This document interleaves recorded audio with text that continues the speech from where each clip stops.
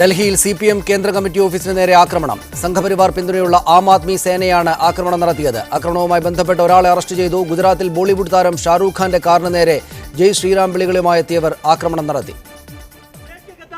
ഇന്നുച്ചയ്ക്ക് 4 മണിയോടെയായിരുന്നു CPM കേന്ദ്ര committee ഓഫീസായ AKG ഭവന് നേരെ 6ഓളം വരുന്ന സംഘം ആക്രമണം നടത്തിയത്.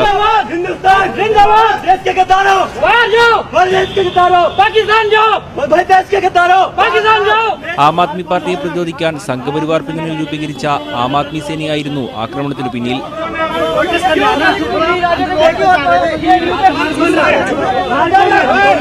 പാകിസ്ഥാൻ വിരുദ്ധ മുദ്രാവാക്യം വിളിച്ചെത്തിയ സംഘം AKG ഭവന് നേരെ കല്ലെറിഞ്ഞു. CPM ഓഫീസിന്റെ മതിലുകളിലും ബോർഡുകളിലും കരിയോയിൽ ഉപയോഗിച്ച പാകിസ്ഥാൻ വിരുദ്ധ മുദ്രാവാക്യങ്ങൾ എഴുതി. അക്രമികളിൽ ഒരാളെ ഓഫീസിലുണ്ടായിരുന്നവർ പിടികൂടി പോലീസിനെ ഏൽപ്പിച്ചു.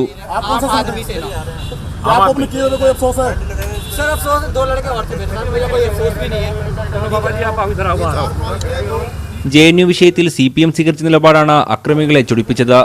വിഷയത്തിൽ വിദ്യാർത്ഥികൾക്ക് അനുകൂലമായി ആദ്യമായി പ്രതികരിച്ചതും വിദ്യാർത്ഥി സമരത്തിന് പിന്തുണ നൽകിയതും CPM ജനറൽ സെക്രട്ടറി സീതാറാം യെച്ചൂരിയായിരുന്നു. ഗാന്ധിജിയുടെ കൊലപാതകികളുടെ ദേശസ്നേഹ സർട്ടിഫിക്കറ്റ് ആവശ്യമില്ലെന്നാണ് യെച്ചൂരി പ്രതികരിച്ചത്. And we think that this is clearly the act of people affiliated to the RSS. We don't require certificates of patriotism from the murderers of Mahatma Gandhi. And if they are stooping to such violence, then we shall have to take the measures to protect ourselves. അഹമ്മദാബാദിലെ ഹോട്ടലിൽ നിർത്തിയിട്ടിരുന്ന ബോളിവുഡ് താരം ഷാരൂഖ് ഖാന്റെ കാറിന് നേരെ ഇന്ന് പുലർച്ചെയാണ് ആക്രമണം നടന്നത്. ആക്രമണം നടക്കുമ്പോൾ ഷാരൂഖ് ഖാൻ കാറിലുണ്ടായിരുന്നില്ല. മീഡിയ 1 ഡൽഹി. അഫ്സൽ ഗുരുവിന്റെ ചരമവാർഷിക ദിനത്തിൽ JNUവിൽ നടന്ന പ്രതിഷേധത്തിന് പിന്നിൽ ലഷ്കർ-ഇ-തോയ്ബയാണെന്ന് ആഭ്യന്തരമന്ത്രി രാജ്നാഥ് സിംഗ്. ലഷ്കർ തലവൻ ഹാഫിസ് സയീദിന്റേത് എന്ന പേരിൽ ഡൽഹി പോലീസ് പുറത്തുവിട്ട ട്വിറ്റർ സന്ദേശത്തിന്റെ അടിസ്ഥാനത്തിലായിരുന്നു ആഭ്യന്തരമന്ത്രിയുടെ ആരോപണം. എന്നാൽ ഹാഫിസിന്റെ പേരിലുള്ളത് വ്യാജ ട്വിറ്റർ അക്കൗണ്ടാണെന്ന് റിപ്പോർട്ടുണ്ട്. പ്രസ്താവന വിവാദമായെങ്കിലും ആഭ്യന്തരമന്ത്രി ഉറച്ചുനിന്നു. JNUവിൽ പ്രതിഷേധിച്ച വിദ്യാർത്ഥികൾക്കെതിരായ അന്വേഷണം NIA ഏൽപ്പിക്കാൻ കേന്ദ്രം നീക്കം നടത്തുന്നതിനിടെയാണ് ആഭ്യന്തരമന്ത്രി സംഭവത്തിൽ തീവ്രവാദ ബന്ധം ആരോപിച്ചത്. പ്രതിഷേധത്തെ ലഷ്കർ പിന്തുണച്ചുവെന്നും ഹാഫിസ് സയ്യിദിന് ഇക്കാര്യം അറിയാമായിരുന്നുവെന്നും രാജ്നാഥ് സിംഗ് പറഞ്ഞു. പ്രസ്താവന വിവാദമായെങ്കിലും രാജ്നാഥ് സിംഗ് അതിൽ ഉറച്ചുനിന്നു. സുരക്ഷാ ഏജൻസികൾ നടത്തിയ റിപ്പോർട്ടിന്റെ അടിസ്ഥാനത്തിലാണ് മന്ത്രി പ്രസ്താവന ഇറക്കിയെന്ന് ആഭ്യന്തര മന്ത്രാലയം വ്യക്തമാക്കി.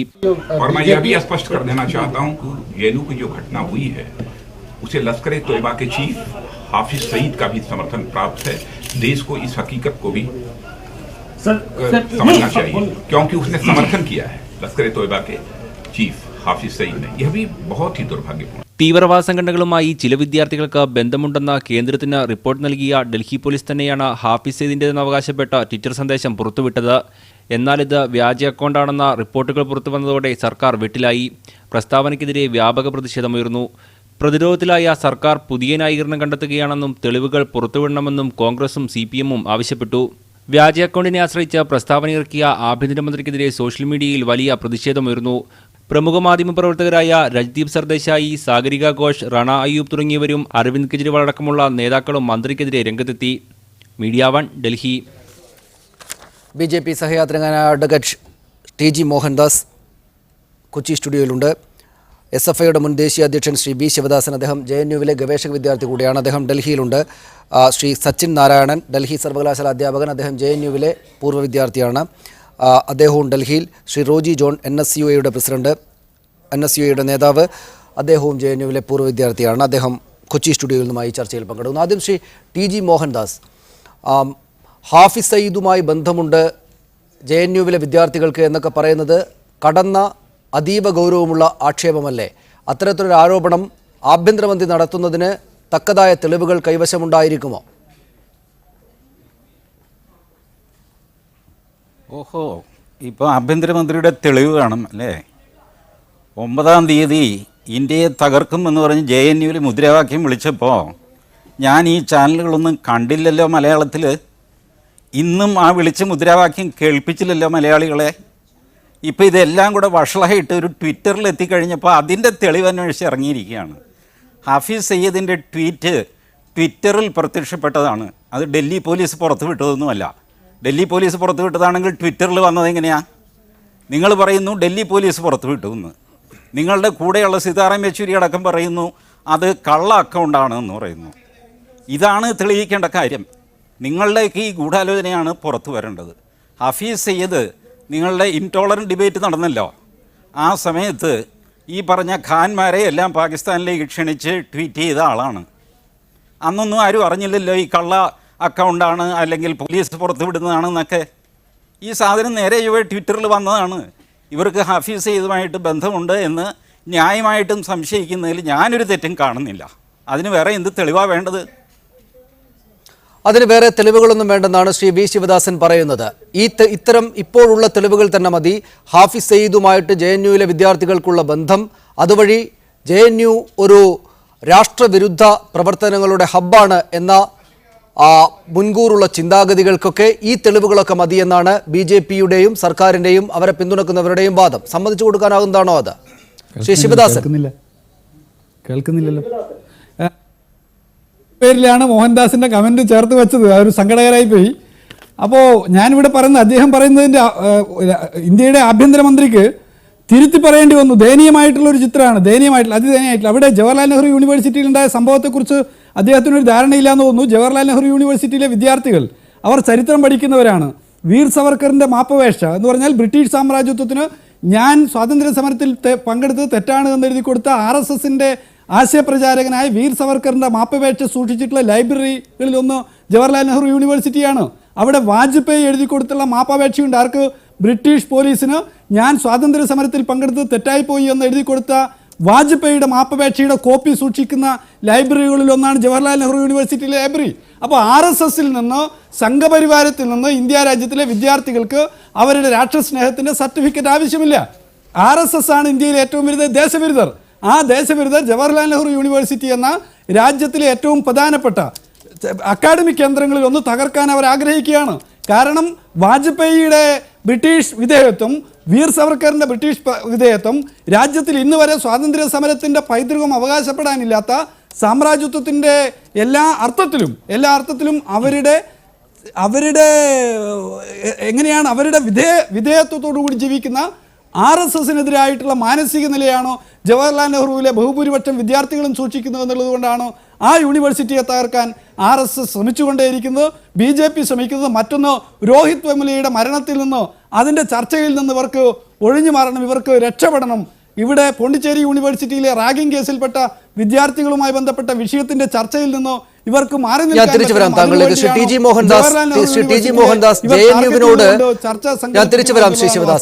ശ്രീ മോഹൻദാസ്, JNUവിനോട് നിങ്ങൾക്കുള്ള വിദ്വേഷത്തിന്റെ കാര്യം ആദ്യത്തെ സെന്റൻസിൽ തന്നെ പറഞ്ഞിരിക്കുന്നു ശിവദാസൻ. എന്തുകൊണ്ടെന്നാൽ നിങ്ങളുടെ രാഷ്ട്രീയ ഇരട്ടത്താപ്പിന്റെ, ബ്രിട്ടീഷുകാർക്ക് മുന്നിൽ മുട്ടുവളച്ച് നിന്നുകൊടുത്തതിന്റെ കാലത്തിന്റെ ഓർമ്മകളുടെ രേഖകൾ തെളിവുകൾ ഉള്ള ഒരു സർവകലാശാല ലൈബ്രറി ഉണ്ട് അവിടെ. അത് വെച്ചാണ് അവർ രാഷ്ട്രീയവും ചരിത്രവും പഠിക്കുന്നത്. നിങ്ങൾക്ക് അതുകൊണ്ട് തന്നെ ആ കുട്ടികളോട് വലിയ വിദ്വേഷം വരുന്നുണ്ട്. അതുകൊണ്ടാണ് ഈ ഹാഫിസ് സയ്യിദിന്റെ ട്വീറ്റ് എന്നൊക്കെ എവിടെയുമില്ലാത്ത അടിസ്ഥാനത്തിൽ പോലും ഒരു രാജ്യത്തിന്റെ ആഭ്യന്തരമന്ത്രി എന്ന സ്ഥാനത്തിരുന്നിട്ട് പോലും ഇങ്ങനെയുള്ള കാര്യങ്ങൾ അടിച്ചുവിടുന്നത്. വിവരക്കേടിന് കൈയും കാലും വെച്ച് ശിവദാസൻ എന്നുള്ള പേര് വിട്ടിറങ്ങിക്കഴിഞ്ഞാൽ ഞാനെന്ത് പറയാനാണ്? ഈ സാവർക്കറുടെ മാപ്പപേക്ഷ ഇപ്പോഴത്തെ പുതിയ കാര്യമാണോ? സാവർക്കർ ജീവിച്ചിരിക്കുമ്പോൾ സാവർക്കർ തന്നെയാണ് മാപ്പപേക്ഷ പുറത്തു വിട്ടത്. ഇനി ശിവദാസൻ്റെ ലൈബ്രറിയിൽ ഇല്ലാത്ത ചില കാര്യം ഞാൻ പറയാം. ഒന്നല്ല, 6 തവണ മാപ്പപേക്ഷ കൊടുത്തു. അതിൽ 5 സാവർക്കർ കൊടുത്തു, 1 സാവർക്കറിൻ്റെ ഭാര്യ കൊടുത്തു. എന്നിട്ട് ബ്രിട്ടീഷ് ജയിലിൽ നിന്ന് പുറത്തിറങ്ങി വീണ്ടും ഇന്ത്യയിൽ വന്ന് രത്നഗിരി ജില്ലയിൽ സ്വാതന്ത്ര്യ സമരം തുടങ്ങി. അതാണ് സാവർക്കറിൻ്റെ ചരിത്രം. സാവർക്കർ രക്തസാക്ഷിത്വത്തിൽ വിശ്വസിച്ചിരുന്നില്ല, മനസ്സിലായോ? ഒരു കടലാസിൽ മാപ്പെഴുതി കൊടുത്താൽ വിടുമെങ്കിൽ അത് എഴുതി കൊടുക്കുക, ആവർത്തിച്ചു കൊടുത്തു. എന്നിട്ട് തന്നെ 6 വർഷം എടുത്തു പുള്ളിയെ പുറത്തു വിടാനായിട്ട്. രത്നഗിരി ജില്ല വിട്ടുപോകരുതെന്ന് പറഞ്ഞു. സാവർക്കർ രത്നഗിരി ജില്ലയിൽ വന്നു, വീണ്ടും സ്വാതന്ത്ര്യ സമരം നടത്തി, ഇതൊക്കെ ചെയ്തു. ഇനി ശിവദാസൻ്റെ അറിവിലേക്ക് വേറൊരു കാര്യം പറയട്ടെ. സാവർക്കർ ആയിരുന്നു RSSൻ്റെ ഏറ്റവും വലിയ വിമർശകൻ. അത് കാരണം വേറൊന്നുമല്ല, RSSൻ്റെ ലക്ഷ്യം നല്ലതാണ്, പക്ഷേ ഈ ഹെഡ്ഗേവാർ നിങ്ങളെ കൊലയ്ക്ക് കൊടുക്കുമെന്ന് RSSൻ്റെ മീറ്റിങ്ങിൽ വന്ന് പ്രസംഗിച്ച ആളാണ് സാവർക്കർ. ആ മാർഗം തെറ്റാണ് എന്ന് സാവർക്കർ വിചാരിച്ചു. ഒരു കാലത്തും സാവർക്കർ RSSൻ്റെ പ്രവർത്തനവുമായിട്ട് സഹകരിച്ചില്ല. പക്ഷേ നിങ്ങളുടെ ലക്ഷ്യം ശരിയാണെന്ന് പറഞ്ഞു. ഹെഡ്ഗേവാർ സാവർക്കറിനെ കൊണ്ടുവന്ന് RSS ശാഖയിൽ പ്രസംഗിപ്പിച്ചു. കാരണം അദ്ദേഹം പറയുന്നു നമ്മുടെ ലക്ഷ്യം ശരിയാണ്, മാർഗം തെറ്റാണ് എന്ന് പറയുന്നു. അദ്ദേഹം ഉദ്ദേശിക്കുന്ന മാർഗം ഏതാണെന്ന് നിങ്ങൾ മനസ്സിലാക്കുക എന്ന് പറഞ്ഞ് ആത്മവിശ്വാസത്തോടെ ഹെഡ്ഗേവാർ അതാണ് ശ്രീ മോഹൻദാസ്. അതാണ് ശ്രീ മോഹൻദാസ്, സംഘപരിവാരം പോലെ RSSനെ പോലെ ഏകശിലാരൂപമുള്ള ഒരു സംഘടനക്കകത്ത് പോലും അഭിപ്രായ വ്യത്യാസങ്ങൾക്കിടമുണ്ട്. അപ്പോൾ താങ്കൾ തന്നെ മഹത്തായ രാഷ്ട്രമെന്ന് വിളിക്കുന്ന, എല്ലാവരും മഹത്തായ രാഷ്ട്രമെന്ന് വിളിക്കുന്ന നമ്മുടെ രാജ്യത്ത് അതിൻ്റെ ജനാധിപത്യത്തിൻ്റെതായ RSSന് പോലും അഭിപ്രായ വ്യത്യാസങ്ങൾ പ്രകടിപ്പിക്കാവുന്ന സംഘടനയായിരിക്കുന്ന ഈ രാജ്യത്ത് അഭിപ്രായ വ്യത്യാസങ്ങൾ പ്രകടിപ്പിക്കാം ചരിത്രം പഠിക്കുന്ന കുട്ടികൾക്ക്. അതിൻ്റെ പേരിൽ കൊണ്ടുപോയി ജയിലിനകത്തിടുകയല്ലോ വേണ്ടത്. ഇല്ലാത്ത കഥയുണ്ടാക്കി ഹാഫിസ് സയ്യിദിൻ്റെ ട്വീറ്റ് എന്ന് പറഞ്ഞ് ആഭ്യന്തരമന്ത്രി വന്ന് ഇവരെ എന്തോ ദേശദ്രോഹം ചെയ്യുന്ന, നിരന്തരമായി ചെയ്യുന്ന ആളുകൾ എന്ന പോലെ നേരിടുകയല്ലോ വേണ്ടത്. നമ്മുടെ ചർച്ച എന്താ? സാവർക്കറുടെ രാജ്യസ്നേഹമാണോ? അങ്ങനെ അല്ല, താങ്കളാണത് പറഞ്ഞത്. താങ്കളാണത് പറഞ്ഞത്. ഇല്ലാത്തതുകൊണ്ട് ശിവദാസൻ സാവർക്കറെ വലിച്ചുകൊണ്ട് വരുന്നു. സവർക്കർ ഇരട്ടത്താപ്പാണ്. നിങ്ങളുടെ രാഷ്ട്രീയ ഇരട്ടത്താപ്പുള്ള സംഘമാണ് നിങ്ങളെന്ന് സ്ഥാപിക്കാനാണല്ലോ അദ്ദേഹം വന്നത്. ഈ മുദ്രാവാക്യം RSSോ സാവർക്കറോ ആരെങ്കിലും വിളിച്ചിട്ടുണ്ടോ? ശിവദാസിന്റെ ആൾക്കാരല്ലേ അവിടെ വിളിച്ചത്. ഭാരത് കി ബർബാദി എന്ന് പറഞ്ഞാൽ എന്താ ശിവദാസ? ഹിന്ദി അറിയാവില്ല ശിവദാസിന്? ഡൽഹിയിൽ നിന്നല്ലേ സംസാരിക്കുന്നത്? പാകിസ്ഥാൻ സിന്ദാബാദ് മാത്രമല്ല, ഭാരത് കി ബർബാദി തക്. എന്താണ് ബർബാദി? ഞാൻ തിരിച്ചു വരാം. ശ്രീ ശിവദാസൻ, അത് വളരെ പ്രധാനപ്പെട്ട ഒരു പോയിന്റാണ് അദ്ദേഹം പറയുന്നത്. അതായത് 6 തവണ മാപ്പപേക്ഷ എഴുതി കൊടുത്ത് കഷ്ടപ്പെട്ട് ജയിലിനകത്ത് നിന്ന് പുറത്തിറങ്ങി വീണ്ടും സ്വാതന്ത്ര്യ സമരത്തിൽ ഏർപ്പെട്ട് സ്വാതന്ത്ര്യം നേടിക്കൊടുത്ത രാജ്യത്തിന്റെ ബർബാദിയാണ് ആഗ്രഹിക്കുന്നത് നിങ്ങളെങ്കിൽ അതിൽ കയറി ഇടപെടാൻ ആ സർക്കാരിന് അധികാരമുണ്ടെന്നാണ് ഈ പറയുന്നത്. നിങ്ങൾ ഈ പറയുന്ന രാജ്യം തകർന്നു പോകട്ടെ എന്നും പാകിസ്ഥാൻ വിജയിക്കട്ടെ എന്നും മുദ്രാവാക്യം വിളിച്ചില്ലേ? 6 തവണ മാപ്പപേക്ഷ എഴുതി കൊടുത്ത് കഷ്ടപ്പെട്ട് പുറത്തിറങ്ങി സ്വാതന്ത്ര്യ സമരം നേടിക്കൊടുത്ത അദ്ദേഹത്തിന്റെ ഓർമ്മകളിൽ ജീവിക്കുന്ന ആ രാഷ്ട്രീയ പക്ഷത്തിന് അതിനെതിരെ നടപടിയെടുത്തല്ലേ പറ്റൂ? തീർച്ചയായും സവർക്കർ മാപ്പപേക്ഷ എഴുതി കൊടുത്തതിൻ്റെ രേഖ സൂക്ഷിക്കുന്ന JNU, വാജ്പേയി മാപ്പപേക്ഷ കൊടുക്കുകയും ഒപ്പം നിന്നിട്ടുള്ള 18 ആളുകളെ കേൾക്കുന്നുണ്ടാവുമെന്ന് കരുതുന്നു. ഒപ്പം നിന്ന 18 ആളുകളുടെ പേരുകൂടി പറഞ്ഞു കൊടുത്തിട്ടുള്ള വാജ്പേയിയുടെ മാപ്പപേക്ഷയുടെ രേഖ സൂക്ഷിക്കുന്ന JNU, ആ JNUവിൽ വിദ്യാർത്ഥികൾ രാജ്യസ്നേഹത്തിൻ്റെ ഏറ്റവും ഉജ്ജ്വലമായിട്ടുള്ള ഇടതുപക്ഷത്തിൻ്റെ പാരമ്പര്യം എന്ന് പറയുന്നത് ക്യാപ്റ്റൻ ലക്ഷ്മിയുടെ പാരമ്പര്യമാണ്, ഭഗത് സിംഗിൻ്റെ പാരമ്പര്യമാണ്. 10 വർഷകാലം ജയിലിൽ ഇരുട്ടറയിൽ താമസിച്ചിട്ടുള്ള ഹർകിഷൻ സിംഗ് സുർജിത്തിൻ്റെ പാരമ്പര്യമാണ്, EMSൻ്റെ പാരമ്പര്യമാണ്, AKGയുടെ പാരമ്പര്യമാണ്. അവിടെയുള്ള ആ വിദ്യാർത്ഥികൾ രാജ്യസ്നേഹത്തിൻ്റെ, ദേശസ്നേഹത്തിൻ്റെ, ഈ രാജ്യത്തെ സ്നേഹിക്കുന്ന ജനങ്ങളോടുള്ള സ്നേഹത്തിൻ്റെ ഭാഗമായി ഏറ്റവും വലിയ ദേശവിരുദ്ധരായിട്ടുള്ള RSSനെതിരായി, ഈ രാജ്യത്തിലെ ജനങ്ങളെ കൊള്ളയടിക്കുന്ന അംബാനിമാരുടെ, അദാനിമാരുടെ കൂട്ടുകാരനായിട്ടുള്ള നരേന്ദ്രമോദിക്കെതിരെ മുദ്രാവാക്യം വിളിക്കുന്നു. അതിലാണ് RSSന് വിദ്വേഷം. അവിടെ ആരെങ്കിലും ഈ രാജ്യം ചിന്ന ഭിന്നമാകണമെന്ന മുദ്രാവാക്യം വിളിച്ചിട്ടുണ്ടെങ്കിൽ അത് സംബന്ധിച്ച് അന്വേഷിക്കണം. വീഡിയോ ക്ലിപ്പിങ്ങിനകത്ത് RSSകാരൻ്റെയും ABVPക്കാരൻ്റെയും മുഖമാണ് അവിടെ മുദ്രാവാക്യം വിളിക്കുന്നവരുടെ കൂട്ടത്തിലുള്ളത്. ആ ക്ലിപ്പിംഗ് നിങ്ങൾക്ക് കാണിക്കാലോ, പരിശോധിക്കാലോ. ഈ രാജ്യത്തിലെ ഇന്ന് പ്രധാനപ്പെട്ട പത്രങ്ങളെല്ലാം അതിനെക്കുറിച്ച് എഴുതിയല്ലോ, സോഷ്യൽ മീഡിയയിൽ അതിനെക്കുറിച്ചുള്ള വലിയ ചർച്ച നടക്കുകയാണല്ലോ. അപ്പോൾ അതുകൊണ്ട് ഞാൻ പറയുന്നത് അത് സംബന്ധിച്ച് അന്വേഷിക്കുക. മറ്റു 2 അതിഥികളിലേക്ക് കൂടെ ഒന്ന് പോയതിനു ശേഷം ശ്രീ സച്ചിൻ നാരായണൻ, എന്താണ് യഥാർത്ഥത്തിൽ JNUവിനകത്ത് നടക്കുന്നത്? JNUവിൽ ഇപ്പറയുന്നത്ര JNUവിൻ്റെ സാംസ്കാരിക പാരമ്പര്യം അനുസരിച്ചുള്ള എല്ലാ വിഷയങ്ങളിലുമുള്ള ചർച്ചകളും എതിരഭിപ്രായ പ്രകടനങ്ങളും മാത്രമാണ് നടക്കുന്നത് എന്ന് JNUവുമായി ബന്ധപ്പെട്ട് നിൽക്കുന്ന ആളുകൾ പറയുമ്പോൾ തന്നെയും അങ്ങേയറ്റം ഗൗരവത്തോടുകൂടി, എന്ന് വെച്ചാൽ ഹാഫിസ് സയ്യിദിൻ്റെ പിന്തുണയിൽ നടക്കുന്ന പരിപാടി എന്ന നിലക്ക് പോലും അതീവ ഗൗരവത്തോടെ കാണേണ്ടുന്ന സംഭവമായിട്ടാണ് കേന്ദ്ര സർക്കാർ അതിനെ കാണുന്നത്. അതിൽ ഉറച്ചു നിൽക്കുകയാണ് ശ്രീ TG മോഹൻദാസ് ഒക്കെ സംസാരിക്കുന്ന ആ രാഷ്ട്രീയ പക്ഷം, നമ്മുടെ രാജ്യം ഭരിക്കുന്ന രാഷ്ട്രീയ പാർട്ടി അടക്കമുള്ളവർ. എന്താണ് യഥാർത്ഥത്തിൽ JNUവിൽ നടക്കുന്നത്? സർക്കാരിനെതിരെയുള്ള പ്രതിഷേധം എന്ന് പറയുന്നത് ദേശത്തിനെതിരെയുള്ള പ്രതിഷേധമല്ല. ഇന്ന് നമ്മൾ ഈ വിഷയത്തെ പറ്റി സംസാരിക്കുമ്പോൾ കേരളത്തിലിരുന്നുകൊണ്ട് നോക്കുമ്പോൾ ഇതിനെ പറ്റിയിട്ട് നമുക്ക് തീർച്ചയായിട്ടും ഒരു കാഴ്ചപ്പാടുണ്ട്. പക്ഷേ ഡൽഹിയിൽ നടന്ന എന്താണെന്ന് കൂടി അറിയണം. അഫ്സൽ ഗുരുവിൻ്റെ തൂക്കിക്കൊലയുടെ 3ാം വാർഷികത്തിനോടനുബന്ധിച്ച്, അതോടൊപ്പം തന്നെ മക്ബൂൽ ഭട്ടിന്റെ കൊലയുടെ 22ാം വാർഷികത്തോടനുബന്ധിച്ച് JNUവിലെ വിദ്യാർത്ഥികൾ, അതൊരു സർവകലാശാലയാണ്, അവിടുത്തെ വിദ്യാർത്ഥികൾ ഒരു പബ്ലിക് മീറ്റിംഗ് വിളിക്കുകയാണ്.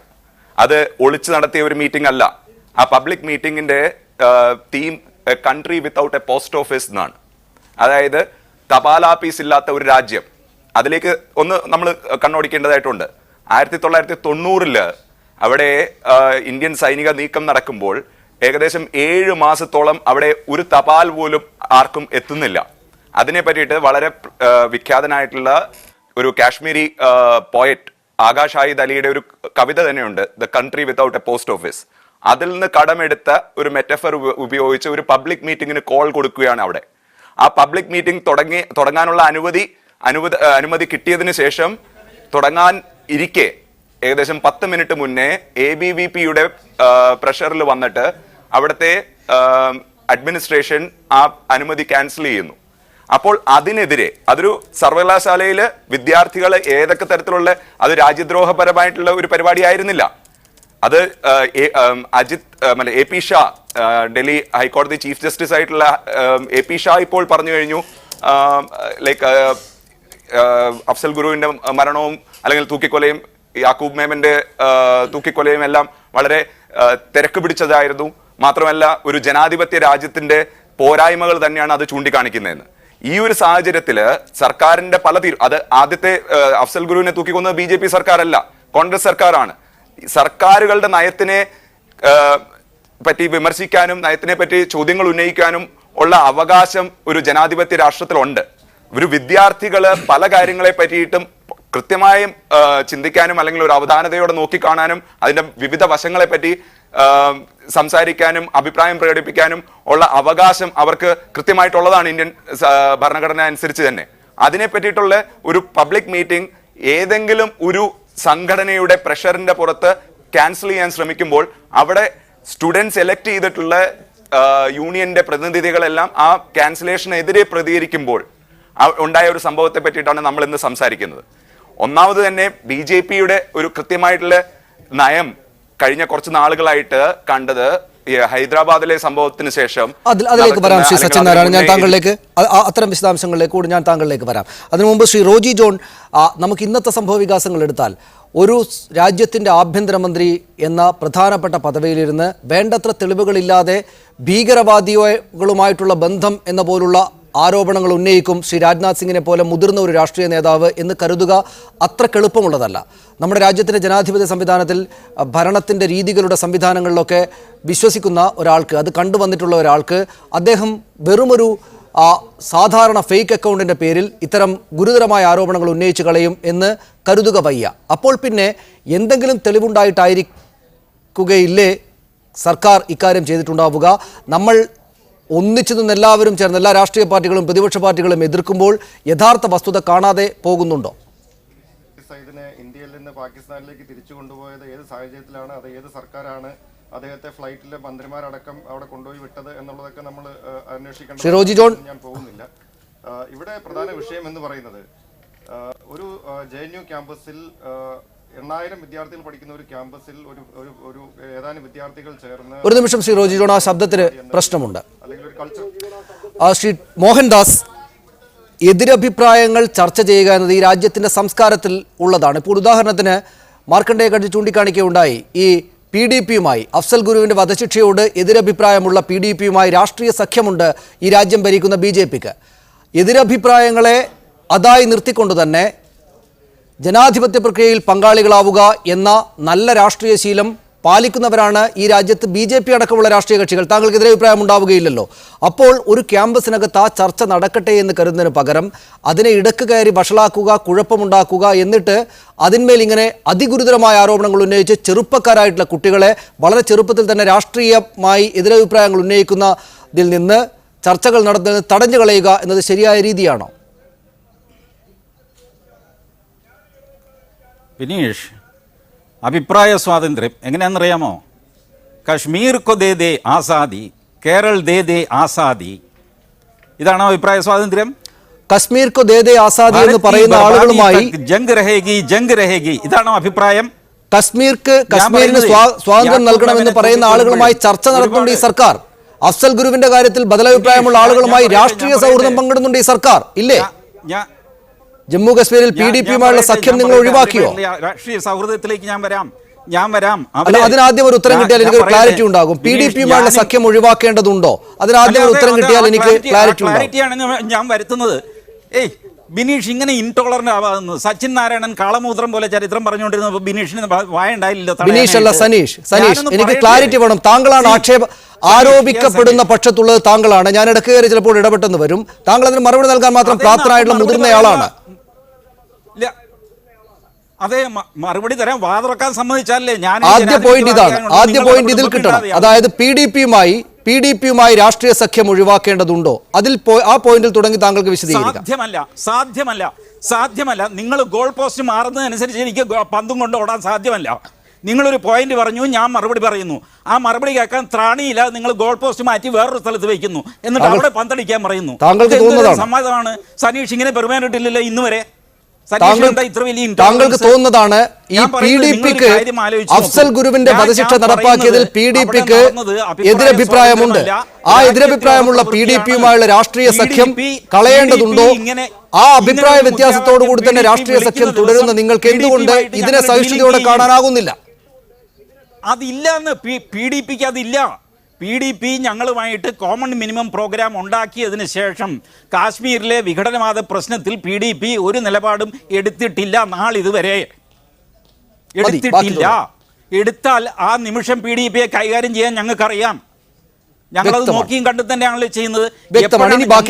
കൂട്ടുകൂടിയതിനു ശേഷം കാശ്മീരിൽ വിഘടനവാദം PDP എന്നാണ് പറഞ്ഞിട്ടുള്ളത്. PDP വിഷയത്തിലേക്ക് വരുന്നതിന് മുമ്പ് എൻ്റെ സുഹൃത്തുക്കൾ ഉത്തരം പറയേണ്ട ചോദ്യം ഇതാണ്. ഭാരത് കി ബർബാദി തക് ജംഗ് രഹേഗി എന്നുള്ള മുദ്രാവാക്യം അവിടെ വിളിച്ചോ? സച്ചിൻ നാരായൺ എന്ന് പറയുന്ന അധ്യാപകൻ മിനിമം 1.5 ലക്ഷം രൂപ ശമ്പളമുള്ള മനുഷ്യനാണല്ലോ. അദ്ദേഹമാണല്ലോ ഈ മുദ്രാവാക്യത്തെ ന്യായീകരിക്കുന്നത്. ശിവദാസനും ഈ മുദ്രാവാക്യത്തെ ന്യായീകരിക്കുന്നില്ലേ? PC ജോഷിയുടെ മാപ്പപേക്ഷ വെച്ചിട്ടല്ലേ 64 കമ്മ്യൂണിസ്റ്റ് പാർട്ടി വളരുന്നത്. ശിവദാസിന് ചരിത്രം ഞാൻ പറഞ്ഞു തരാം. ലൈബ്രറി JNUവിൽ മാത്രമല്ല, നാടൊട്ടുക്ക് ലൈബ്രറി ഉണ്ട്. ഇത്തരം അഭിപ്രായ സ്വാതന്ത്ര്യങ്ങളെ അല്ലാതാക്കിയത് ജവഹർലാൽ നെഹ്റുവാണ്. അതാണ് ഭരണഘടനയുടെ 1-ാം അമെൻമെൻറ്റ്, ആദ്യത്തെ അമെൻമെൻറ്റ്. ക്രോസ് റോഡ്സ് എന്നുള്ള പ്രസിദ്ധീകരണത്തിനെതിരെ ജവഹർലാൽ നെഹ്റു കൊണ്ടുവന്ന ആദ്യത്തെ അമെൻമെൻറ്റ് നെഹ്റുവാണ് പറഞ്ഞത്. അഭിപ്രായ സ്വാതന്ത്ര്യം എന്ന് പറഞ്ഞാൽ അൺലിമിറ്റഡ് അല്ല, റീസണബിൾ റെസ്ട്രിക്ഷൻ അതിന് വരും. ഞാനിവിടെ അഭിപ്രായ സ്വാതന്ത്ര്യം ഉണ്ടെന്ന് പറഞ്ഞ് കൂടെയുള്ളവരെ തെറി പറഞ്ഞാൽ നിങ്ങൾ സമ്മതിക്കുമോ? എന്തും ധരിക്കാൻ സ്വാതന്ത്ര്യം ഉണ്ടെന്ന് പറഞ്ഞ് കോടകം മാത്രം കൊടുത്ത് ഞാൻ സ്റ്റുഡിയോ വന്നാൽ നിങ്ങൾ കയറ്റുമോ? എല്ലാ സ്വാതന്ത്ര്യത്തിനും നിയന്ത്രണമുണ്ട്. അതാദ്യം ശിവദാസിനും സച്ചിനും മനസ്സിലാക്കട്ടെ.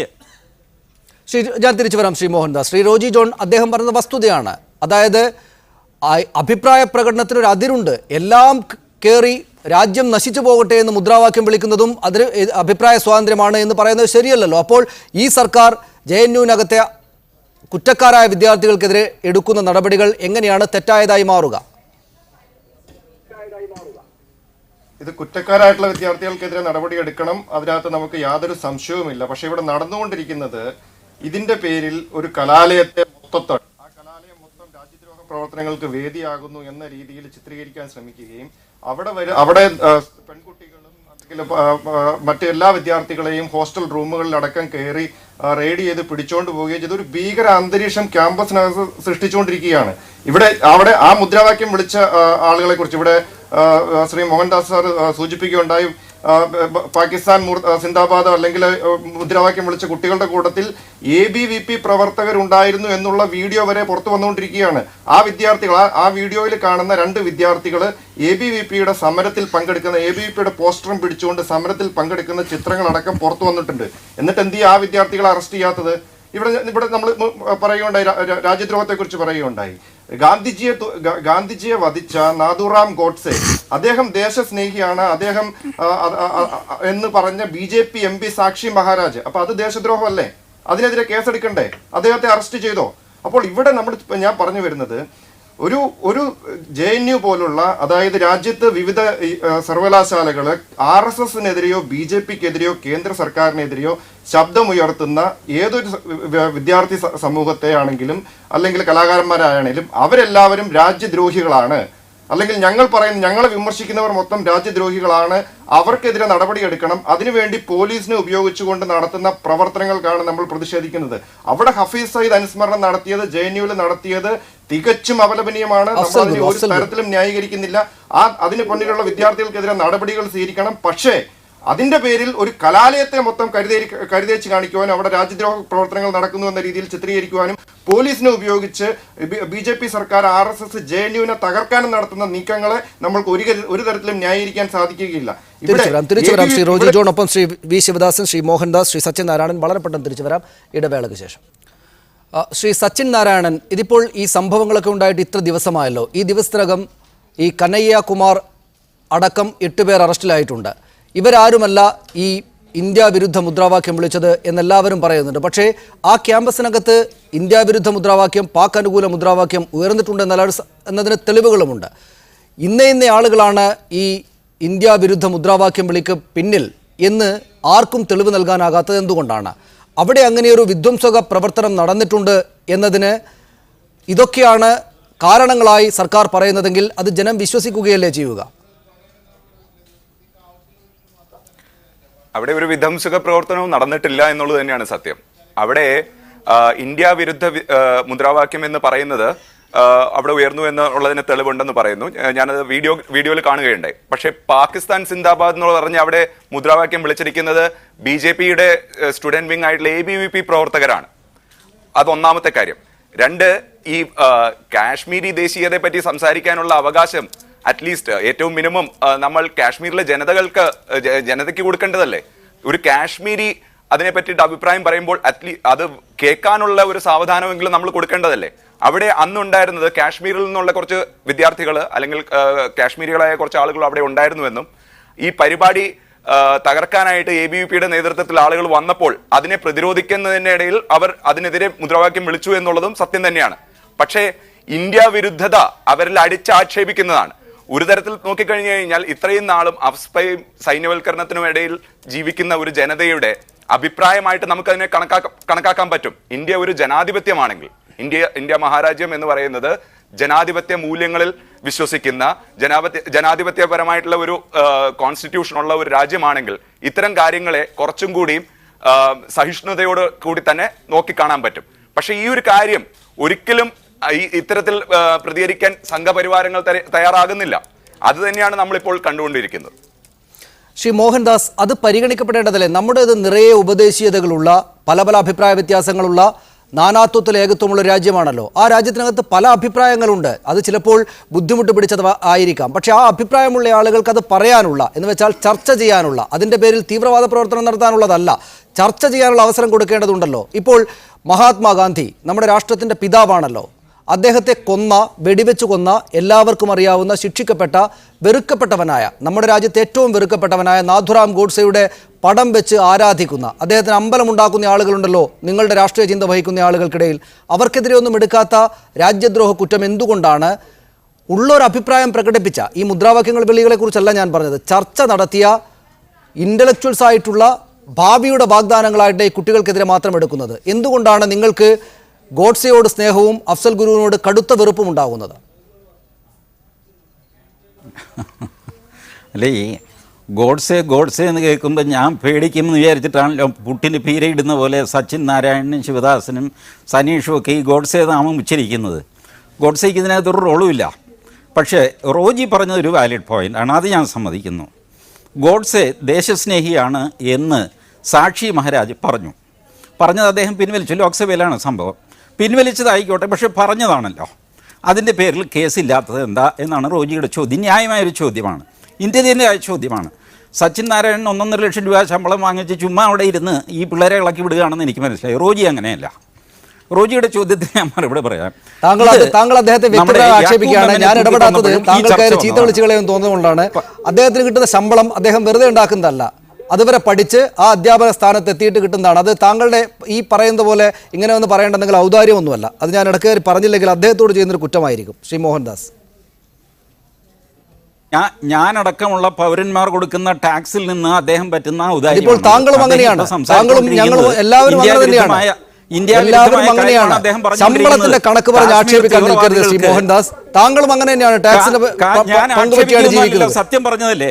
അല്ല, നിങ്ങൾ ഇത് ഈ പണത്തിന്റെ കണക്ക് ഉദാഹരണം വേണ്ടി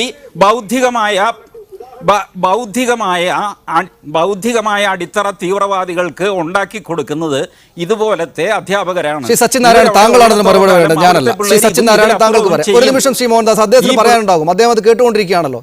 ശ്രീ സച്ചിനാരായണൻ. മിസ്റ്റർ മോഹൻദാസ് അദ്ദേഹത്തിന്റെ സംസ്കാരം വിളമ്പിക്കൊണ്ടിരിക്കുന്നതിന്റെ ഇടയിൽ ഞാൻ എന്തിനാണ് കയറി ഇടപെടുന്നതെന്ന് ഞാൻ ചിന്തിക്കുകയായിരുന്നു. പക്ഷെ ഒരു കാര്യമുണ്ട്, ചരിത്രം പറയുമ്പോൾ അത് കാളമൂത്രമാണെന്ന് തോന്നുകയും ബാക്കി എല്ലായിടത്തും ഗോമൂത്രത്തിനെ പറ്റി സംസാരിക്കുകയും ചെയ്യുന്ന ഒരു സംഘടനയുടെ പ്രതിനിധിയാണ് അദ്ദേഹം. ഇതിന് തിരിച്ചു പറയാനുള്ള മറുപടി ഇല്ലായിട്ടല്ല, പക്ഷെ അദ്ദേഹത്തിന്റെ സംസ്കാരം ഇത്രയും ആളുകളുടെ മുന്നിൽ വെച്ച് അദ്ദേഹം പ്രകടിപ്പിക്കുമ്പോൾ ആളുകൾ കുറച്ചുകൂടി അദ്ദേഹത്തെ നന്നായിട്ട് അറിയട്ടെ. ഉന്നതമായ മിസ്റ്റർ മോഹൻദാസ് പദവികൾ, ഉയർന്ന പദവികളിൽ ഉയർന്ന ശമ്പളം വഹിക്കുന്ന നിങ്ങൾ എന്താണ് ശ്രീ മോഹൻദാസ് കരുതിയിരിക്കുന്നത്? നിങ്ങളുടെ രാഷ്ട്രീയ പക്ഷത്തിന്റെ ഔദാര്യമാണോ ഈ നാട്ടിൽ അഭിപ്രായ പ്രകടനം നടത്താനുള്ള അവകാശം? ശ്രീ മോഹൻദാസ്, നിങ്ങൾ എന്താണ് കരുതിയിരിക്കുന്നത്? ഒരു തവണ രാജ്യത്തിന്റെ ഭരണാധികാരം കിട്ടിയത് കൊണ്ട് നിങ്ങൾക്ക് അഭിപ്രായം ഉള്ള കാര്യങ്ങൾ മാത്രം പറഞ്ഞാൽ മതി ഒരു നാട്ടിൽ, ബാക്കി എല്ലാവരും വെറുതെ കിട്ടുന്ന പൈസ കൊണ്ട് ജീവിക്കുന്ന ആളുകളാണോ?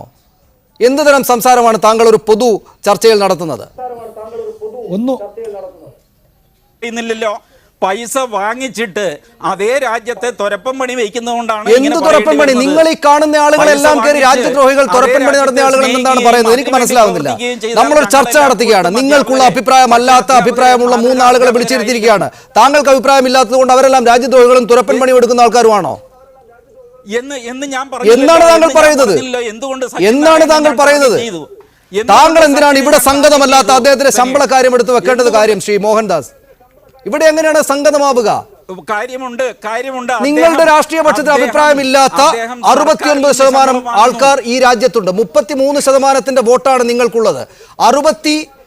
അത്രയും ശതമാനം ആളുകൾക്ക് നിങ്ങളുടെ രാഷ്ട്രീയ പക്ഷത്തിന്റെ അഭിപ്രായമില്ല. അവരെല്ലാം തുരപ്പൻ പണിയെടുക്കുന്ന ആളുകളാണോ? അവർക്ക് മാന്യമായി കിട്ടുന്ന ശമ്പളം അവരുടെ തുരപ്പൻ പണിക്ക് കിട്ടുന്ന ശമ്പളമാണോ? തുരപ്പൻ പണി ചെയ്യുന്നവരെ അത് തന്നെ വിളിക്കേണ്ടി വരും. 69% ആൾക്കാർ തുരപ്പൻ പണി ചെയ്യുന്നു ഞാൻ പറഞ്ഞില്ലല്ലോ. അത് സനീഷിന്റെ വ്യാഖ്യാനമല്ലേ?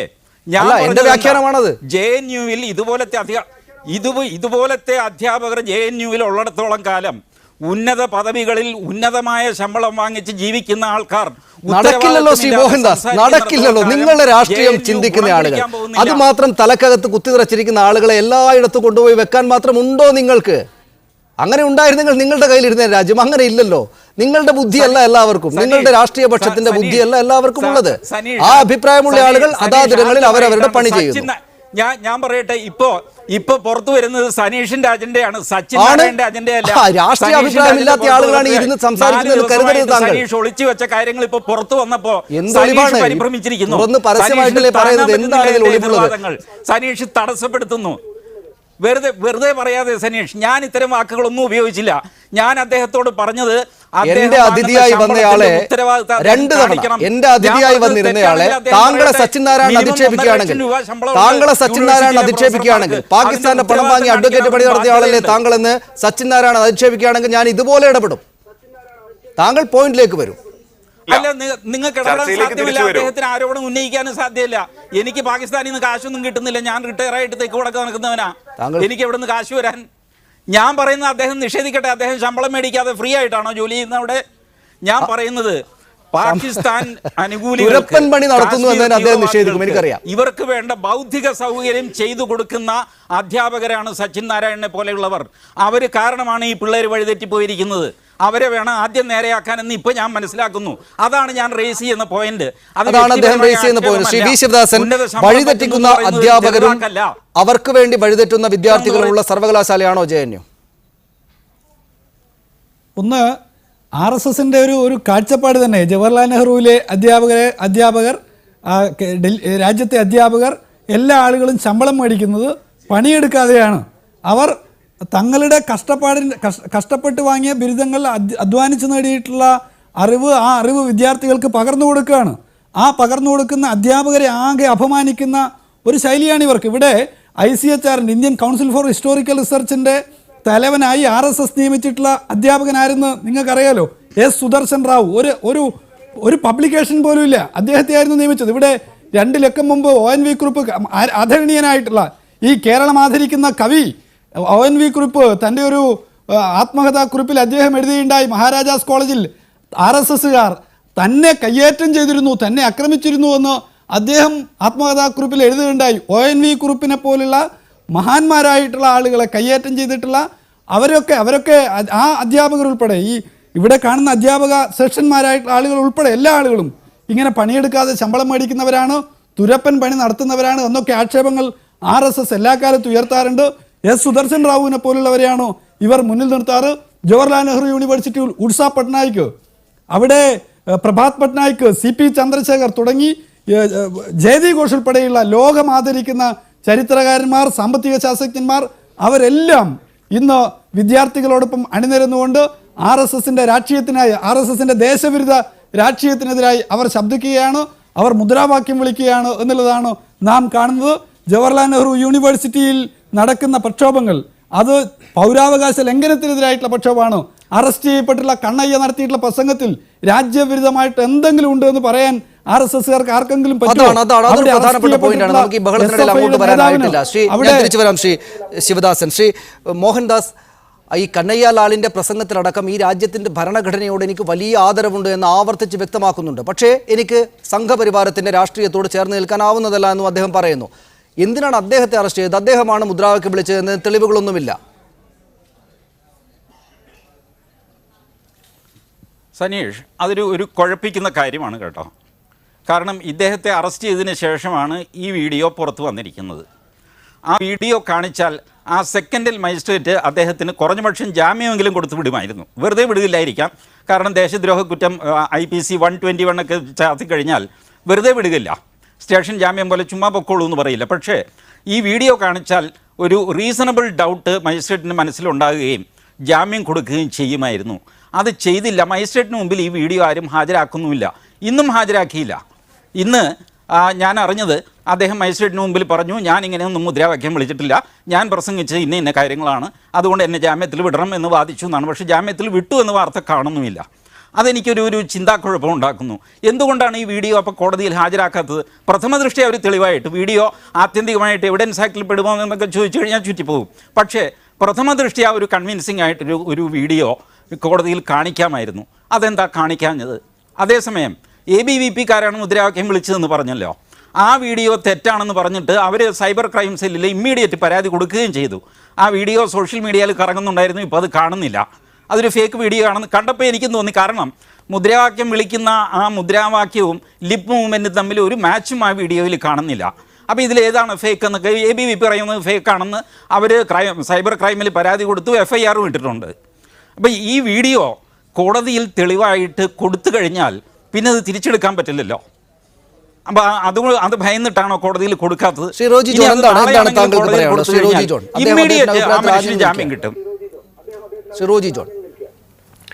ഇവിടെ ഈ ആദ്യം നടന്ന സംഭവത്തിൽ, അതായത് ഫെബ്രുവരി 9 നടന്ന ഈ ഹഫീസ് സയ്യിദ് അനുസ്മരണ പരിപാടിയിൽ JNU യൂണിയന്റെ പ്രസിഡന്റ് അവിടെ അഫ്സൽ ഗുരു അനുസ്മരണ പരിപാടിയിൽ JNU SU പ്രസിഡന്റ് കനയ്യകുമാർ അവിടെ സന്നിധനായിരുന്നില്ല എന്ന് വരെ അദ്ദേഹം വ്യക്തമായിട്ട് പറഞ്ഞിട്ടുണ്ട്.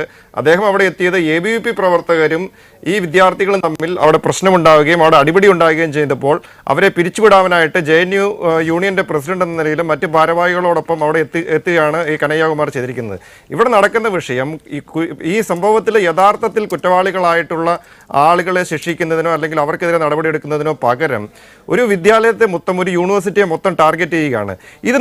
ഇത് നടന്നിരിക്കുന്നത് എന്ന് പറയുന്നത് നമ്മളിതിനെ കൂട്ടിച്ചേർക്കണം. ഇപ്പം നിങ്ങൾ വിഷ്വലിൽ കാണിക്കുന്നത് പോലെ തന്നെ ഹൈദരാബാദ് യൂണിവേഴ്സിറ്റിയിൽ നടന്ന രോഹിത് വെമുലയുടെ മരണവുമായി ബന്ധപ്പെട്ട് അതിനുശേഷം നടന്നു വന്ന ഈ രാജ്യത്തെ പല കലാലയങ്ങളിലും രാജ്യത്തുടനീളം വിദ്യാർത്ഥികൾ യൂണിവേഴ്സിറ്റികളിൽ പ്രതിഷേധവുമായിട്ട് മുന്നോട്ട് വന്നപ്പോൾ, കേന്ദ്ര സർക്കാരിനെതിരെ മുന്നോട്ട് വന്നപ്പോൾ അതിനെ കവറപ്പ് ചെയ്യാൻ വേണ്ടി ഇപ്പം ഞാൻ മുമ്പ് സൂചിപ്പിച്ച ABVP പ്രവർത്തകരാണ് അവിടെ മുദ്രാവാക്യം വിളിച്ചത് എന്ന് വരെ നമുക്ക് ചില വീഡിയോകളിൽ കാണുകയുണ്ടായി. അതിൻ്റെ ആധികാരികതയിലേക്കൊക്കെ നമുക്ക് പറയാൻ പറ്റില്ല, അത് വെരിഫൈ ചെയ്യേണ്ട കാര്യങ്ങളാണ്. പക്ഷേ അത് വ്യക്തമായിട്ട് അവരുടെ ചിത്രങ്ങൾ അവിടെ കാണുന്നുണ്ട്. അപ്പോൾ ഈ രോഹിത് വെമുലയുടെ സംഭവവുമായി ബന്ധപ്പെട്ട് അതിൻ്റെ പിന്തുടർച്ചയായിട്ട് അതിനെ കവറപ്പ് ചെയ്യാൻ വേണ്ടി നടന്നിരിക്കുന്ന ഒരു സംഭവമായിട്ടാണ് നമ്മളിതിനെ നോക്കി കാണുന്നത്. അതോടൊപ്പം തന്നെ ഇത്തരം കലാലയങ്ങളിൽ, അത് മദ്രാസ് IIT-യിൽ അവിടെ എന്താണ് അംബേദ്കർ പെരിയാർ സ്റ്റഡി സർക്കിളിനെ ബാൻ ചെയ്യുവാൻ വേണ്ടിയിട്ട് കേന്ദ്ര സർക്കാർ ഇടപെട്ടത്?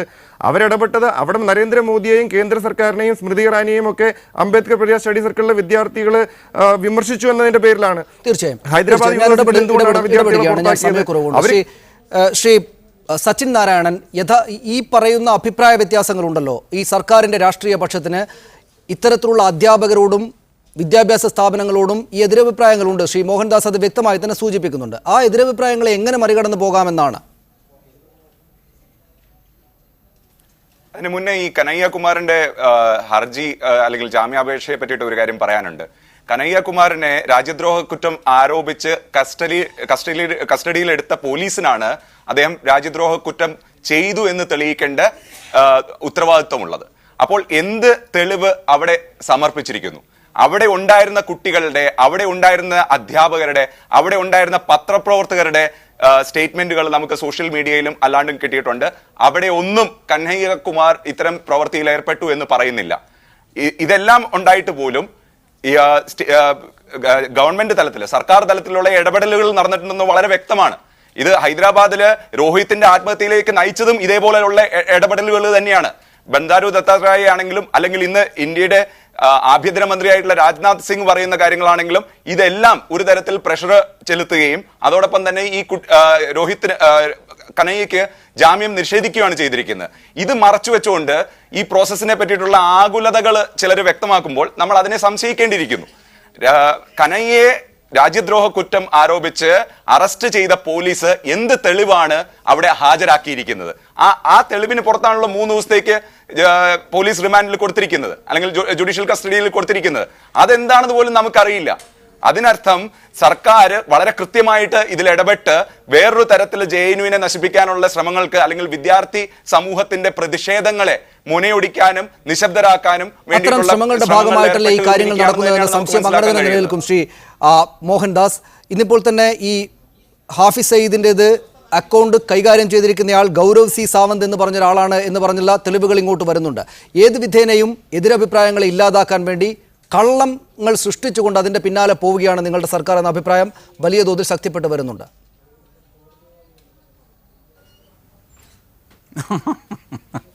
അല്ല, അത് സനീഷിൻ്റെ ഒരു ബ്ലാൻഡ് സ്റ്റേറ്റ്മെൻ്റ് ആണത്. അല്ല, അതിനിടയ്ക്ക് സച്ചിൻ ഉയർത്തിയ ചില പ്രശ്നങ്ങളുണ്ടല്ലോ. പോലീസുകാർ ഒരു റിമാൻഡ് റിപ്പോർട്ടാണ് ആദ്യം കോടതിയിൽ കൊടുക്കുന്നത്. ഇയാൾ പ്രഥമ ദൃഷ്ട്യാ ചെയ്ത കുറ്റങ്ങൾ അവിടെ എസ്റ്റാബ്ലിഷ് ചെയ്ത് കഴിഞ്ഞാൽ അയാളെ റിമാൻഡ് ചെയ്യും. അയാളുടെ ജാമ്യാപേക്ഷയിലാണ് അയാൾ ഡിഫൻസ് റേസ് ചെയ്യുന്നത്. ആ ഡിഫൻസിന്റെ സമയത്ത് എന്തുകൊണ്ട് ഈ വീഡിയോ കാണിച്ചില്ല എന്നാണ് എൻ്റെ ചോദ്യം. ഇനി താങ്കൾക്ക് തന്നെ അറിയാവുന്ന വിധത്തിൽ താങ്കൾ കുഴപ്പമാണ് കാര്യങ്ങൾ. അതായത് രാജ്യദ്രോഹ കുറ്റമൊക്കെ ചുമത്തി അങ്ങോട്ട് കൊടുത്ത് ഹാഫിസ് സയ്യിദിനെ പോലെ ഒരു വലിയ തീവ്രവാദിയുമായിട്ടുള്ള ബന്ധമൊക്കെ സ്ഥാപിച്ച്, അതും ആരും ആഭ്യന്തരമന്ത്രി സ്ഥാപിച്ചതിന് ശേഷം സാധാരണഗതിയിൽ കാര്യങ്ങൾ നടക്കുമെന്ന് നിഷ്കളങ്കമായി അവതരിപ്പിക്കുന്ന താങ്കളോട് താങ്കളുടെ ആ ശേഷിയിൽ എനിക്ക് വലിയ സ്നേഹവും ബഹുമാനവും ഒക്കെ തോന്നുന്നുണ്ട്. പക്ഷേ അത് ശരിയല്ല. നമുക്ക് സമയം വളരെ കുറവേ ഉള്ളൂ. 1 മിനിറ്റ് കൂടെ ഉണ്ട് താങ്കൾക്ക്.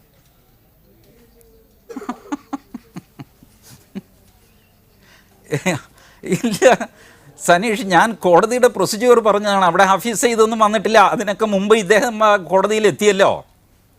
ഈ പറഞ്ഞ പ്രസംഗിച്ചു എന്ന് പറഞ്ഞ നേതാവ് അതിന് മുമ്പ് തന്നെ കോടതിയിൽ എത്തി റിമാൻഡ് ചെയ്യപ്പെട്ടു. അത് കഴിഞ്ഞ് ഹഫീസ് സയ്യിദിൻ്റെ ഇന്നിപ്പോൾ ഉണ്ടായ ഡെവലപ്മെൻ്റ് അല്ലേ. അപ്പോൾ അത് പോട്ടെ, ഹഫീസ് സയ്യിദ് അതും തമ്മിൽ ബന്ധമില്ല. പ്രഥമ ദൃഷ്ട്യാ കുറ്റം കണ്ടു എന്ന് പറഞ്ഞ് മജിസ്ട്രേറ്റിന് മുമ്പിൽ ഹാജരാക്കിയാൽ മജിസ്ട്രേറ്റ് റിമാൻഡ് ചെയ്യുക. അതിനാണ് റിമാൻഡ് റിപ്പോർട്ട്. അവിടെ ജാമ്യാപേക്ഷ കൊടുക്കുമ്പോഴാണ് നമ്മുടെ ഡിഫൻസ് കാണിക്കുന്നത്. ആ ഡിഫൻസിൽ ഈ ഒരു വീഡിയോ ഹാജരാക്കിയാൽ പ്രഥമ ദൃഷ്ട്യാ മജിസ്ട്രേറ്റിന് സംശയം തോന്നുന്നു, ഇത് കള്ളക്കേസാണോ? തീർച്ചയായും താങ്കളെ നേരത്തെ അതിന് മറുപടി വേണ്ട. അദ്ദേഹം ആ പറയുന്ന കാര്യത്തോട് ചേർന്ന് താങ്കളുടെ മറുപടി വേണ്ട. കാരണം അതൊരു ചെറിയ ഇൻസിഡന്റ് അദ്ദേഹം വലിച്ചു നീട്ടുകയാണ്. എനിക്കതിൽ താല്പര്യമില്ല. നോക്കൂ, നിങ്ങൾ എത്ര വലിയ പ്രതിഷേധം ഉയർത്തിയാലും ഞങ്ങളുടെ പാതയിലൂടെയാണ് മുന്നോട്ട് പോവുക. ഞങ്ങളുടെ രാഷ്ട്രീയം പ്രചരിപ്പിക്കുന്ന അധ്യാപകരും വിദ്യാർത്ഥികളും മതി ഇവിടെ എന്നാണ് അവരുടെ തോന്നലെങ്കിൽ എങ്ങനെ തടയാനാണ്? ഇവിടെ സനീഷ്, ഞാൻ പറഞ്ഞോളൂ എങ്ങനെയാണ് നിങ്ങൾ പ്രതിരോധം തീർക്കാൻ പോകുന്നത്? സനീഷ്, ഇവിടെ രാജ്യത്ത് എല്ലാ സർവകലാശാലകളെയും കീഴ്പ്പെടുത്താൻ വേണ്ടി RSSന്റെ നേതൃത്വത്തിൽ വലിയ ശ്രമം രാജ്യത്ത് നടക്കുകയാണ്. മദ്രാസ് IITയിൽ ഉണ്ടായിട്ടുള്ള വിഷയം, ഹൈദരാബാദിൽ ഉണ്ടായിട്ടുള്ള വിഷയം, ജവഹർലാൽ നെഹ്റുവിൽ ഉണ്ടായിക്കൊണ്ടിരിക്കുന്ന വിഷയങ്ങൾ, ഇതിനെ ചെറുക്കാൻ വിദ്യാർത്ഥികളെയും അധ്യാപകരെയും അക്കാഡമിക് സമൂഹത്തെയും എല്ലാം അണിനിരത്തിക്കൊണ്ട് ജനാധിപത്യവാദികളായിട്ടുള്ള സകല ആളുകളുടെയും ഐക്യനിര രൂപപ്പെടുത്തുക എന്നുള്ളത് മാത്രമാണ് ഏക പോംവഴി. അത് ക്യാമ്പസുകളിൽ വിദ്യാർത്ഥികളുടെ മുദ്രാവാക്യങ്ങളിൽ അവരുടെ ആവേശത്തിൽ JNUവിലെ ബഹുഭൂരിപക്ഷം വരുന്ന വിദ്യാർത്ഥികൾ ഇന്ന് മുദ്രാവാക്യവുമായിട്ട് ഇറങ്ങിയിരിക്കുകയാണ്. അവിടെയുള്ള മഹത് സംഭാവന നൽകിയിട്ടുള്ള അധ്യാപകന്മാർ ഈ സമരത്തിൽ പങ്കാളികളാവുന്നു. ഡൽഹിയിൽ എല്ലാ ജനാധിപത്യ സംഘടനകളും എല്ലാ മതനിരപേക്ഷ സംഘടനകളും കൈകോർത്ത് പിടിച്ചുകൊണ്ട് സമരമുഖത്തേക്ക് വരുന്നു. വളരെ നന്ദി ശ്രീ ശിവദാസൻ. ഞാൻ ഇടക്ക് കയറി ഇടപെട്ട് സമയക്കുറവുകൊണ്ടാണ്. ശ്രീ മോഹൻദാസിന് താങ്കളോടും ഞാൻ ക്ഷമ ചോദിക്കുന്നു. എനിക്ക് പലപ്പോഴും ഇടക്ക് കയറി ഇടപെടേണ്ടി വന്നു. വളരെ നന്ദി ശ്രീ ശിവദാസൻ, ശ്രീ റോജി ജോൺ, ശ്രീ TG മോഹൻദാസ്, ശ്രീ സച്ചിൻ നാരായണൻ ഈ ചർച്ചയിൽ പങ്കെടുക്കാനെത്തിയതിന്. സ്പെഷ്യൽ എഡിഷൻ പൂർണ്ണമാകുന്നു. നമസ്കാരം.